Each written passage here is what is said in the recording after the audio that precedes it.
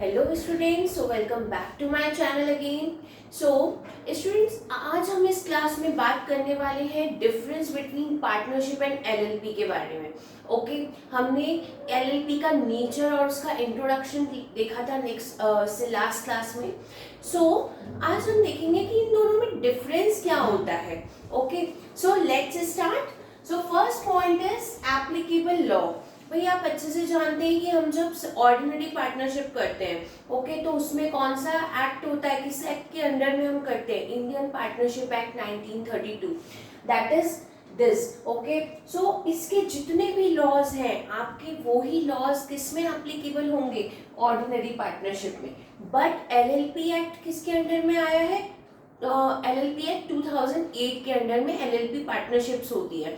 Okay so सारे जितने भी रूल्स हैं आपके एलएलपी 2008 के, उस एक्ट के, वो ही रूल्स आपके अप्लाई होंगे किसमें? एलएलपी में, मींस लिमिटेड लाइबिलिटी पार्टनरशिप में।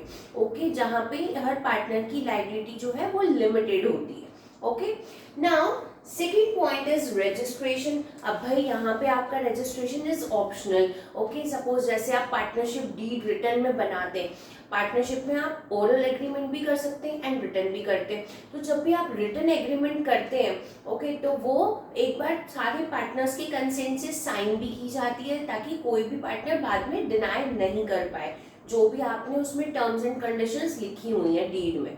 ओके तो पार्टनरशिप डीड जो है वो बेसिकली एक एग्रीमेंट होता है जिसमें सब कुछ रिटर्न में सब कुछ पहले से ही डिसाइडेड होता है कि किसका क्या इंटरेस्ट रहेगा, आप कितना परसेंटेज आईओडी आईओसी का रहेगा, या फिर आप जो शेयर करेंगे प्रॉफिट्स को वो किस रेशियो में शेयर करेंगे। ओके तो it will be signed by all the partners and registration is optional. Okay but here it is compulsory with the registrar of the companies, very compulsory to be registered with the registrar of companies under LLP। okay आपका LLP जो है limited liability partnership जो है वो registrar के under में आपका register होना बहुत कंपलसरी होता है। आप ये नहीं कह सकते कि ऑप्शनल है, हो गया तो ठीक, नहीं हुआ तो ठीक। No, it is mandatory, it is compulsory. Okay now third is creation.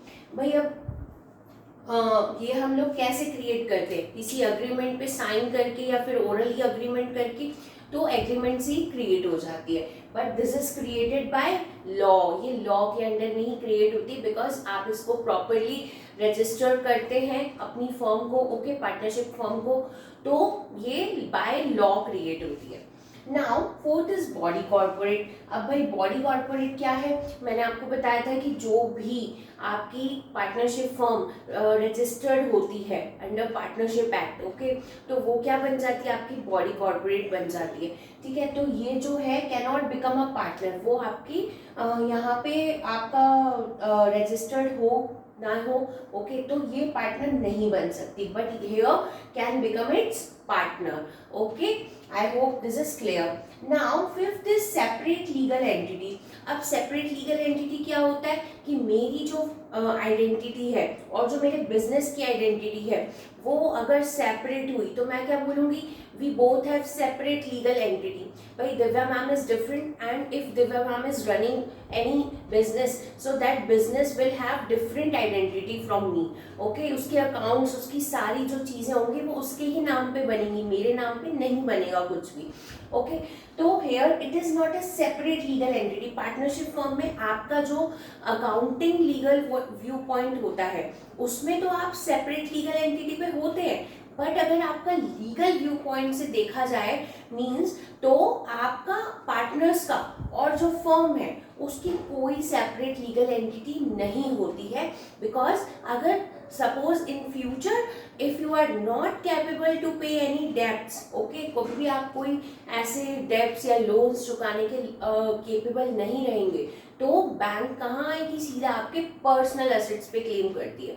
तो इस वजह से आपकी पार्टनरशिप फर्म की और पार्टनर्स की कभी भी सेपरेट लीगल एंटिटी नहीं होती है। Okay but here LLP, okay, limited liability partnership में आपकी पार्टनर्स की और आपकी जो पार्टनर्स की जो पार्टनरशिप फर्म है, okay, they both have different identity. Okay, separate legal entity होती है दोनों। पार्टनर्स की एंटिटी अलग होगी, आपके पार्टनरशिप फर्म की एंटिटी अलग होगी। Okay, so next point is perpetual succession. भाई ये भी हमने बहुत अच्छे से देखा था, परपेचुअल सक्सेशन। ओके, मैंने आपसे कहा भी था कि this is quite important. Okay, इसका मीनिंग आपको बहुत अच्छे से पता होना चाहिए। सो भाई पार्टनरशिप्स में क्या होता है, जब भी कोई पार्टनर चला जाए, किसी का डेथ हो जाए या रिटायर हो जाए, ओके, तो हो सकता है कि ऑर्डिनरी पार्टनरशिप को आपको डिसॉल्व करना पड़ जाए। मींस आपकी जो फर्म है, पार्टनरशिप फर्म, वो बंद हो जाए। ओके, बट यहाँ पे आपकी जो LLPs होती है, लिमिटेड लाइबिलिटी पार्टनरशिप फर्म जो होती है, उसमें कोई भी पार्टनर की डेथ हो, कोई पार्टनर रिटायर हो, कुछ भी हो, मतलब आपका जो भी पार्टनर जाए या आए, उससे कोई फर्क नहीं पड़ेगा। आपकी जो LLP है that will run continuously. Okay, वो वैसी की वैसी ही कंटिन्यूसली चलती रहेगी, उसमें कोई भी एग्जिस्टेंस में चेंज नहीं आएगा। Okay, so I hope this is clear. Now seventh point is number of partners.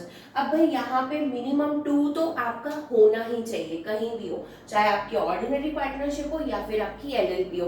2 लोग होंगे तभी तो पार्टनर्स कहलाएंगे। Okay, so minimum 2 and maximum is 15।